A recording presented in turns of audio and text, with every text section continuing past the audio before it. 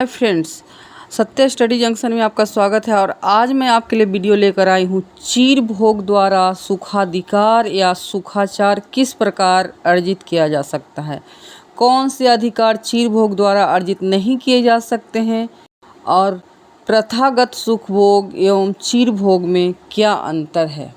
सुखाधिकार को सुखाचार भी कहते हैं, उसका अधिकार क्या है चलिए जानते हैं। सुखाधिकार, जिसे सुखाचार या सुविधा का अधिकार कहते हैं, एक ऐसा अधिकार है जो एक व्यक्ति का किसी दूसरे व्यक्ति की संपत्ति पर होता है।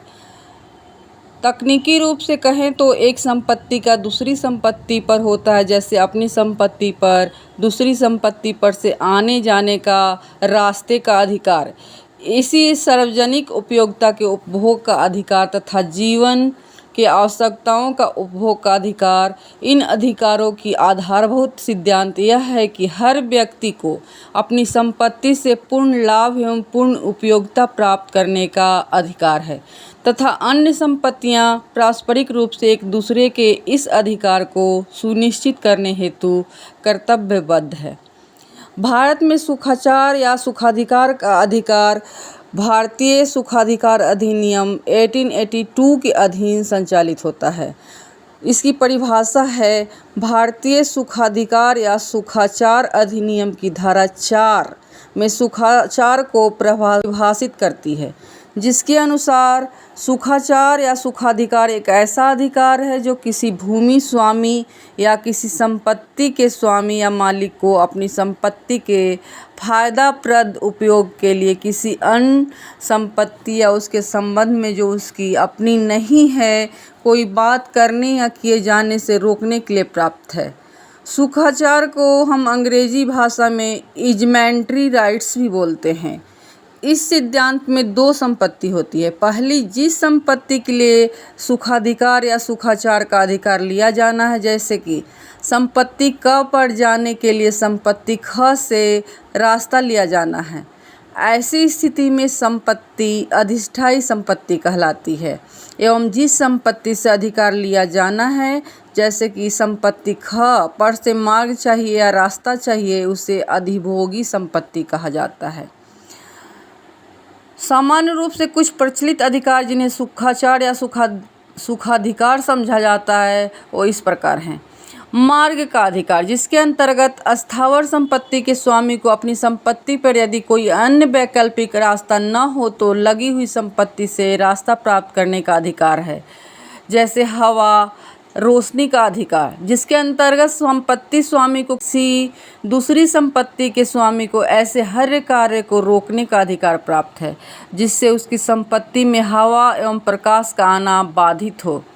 जल प्रदाय तथा जल निकासी का अधिकार, जो अधिभोगी संपत्ति से अपनी संपत्ति पर जल प्रदाय हेतु आवश्यक उपकरण तथा मार्ग एवं जल निकाय की समुचित सुविधा का अधिकार अधिक अस्थायी संपत्ति है। इनके अतिरिक्त भी ऐसे सभी अधिकार जो व्यक्ति को अपनी संपत्ति के पूर्ण उपयोग में सहायक हो, सुखाचार या सुखाधिकार की परिधि में आते हैं। भारतीय सुखाधिकार या सुखाचार अधिनियम प्रमुख रूप से 3 स्रोत मान्य हैं। आवश्यकता का सुखाधिकार या सुखाचार अधिनियम की धारा 13 आवश्यकता को इन अधिकारों का स्रोत मानती। यह वह अधिकार है जिनके अनुपस्थिति में व्यक्ति अपनी संपत्ति का उपयोग नहीं कर सकता हो। यह अधिकार अधिक अस्थायी संपत्ति के उपयोग के लिए अनिवार्य है, जैसे कि रास्ता, जल स्रोत, प्रकाश, उपयोग वाली दीवार पर पार्श्वी सहारे का अधिकार इत्यादि। इन अधिकारों के लिए आवश्यक है कि अधिशासी संपत्ति के पास कोई अन्य विकल्प उपलब्ध न हो।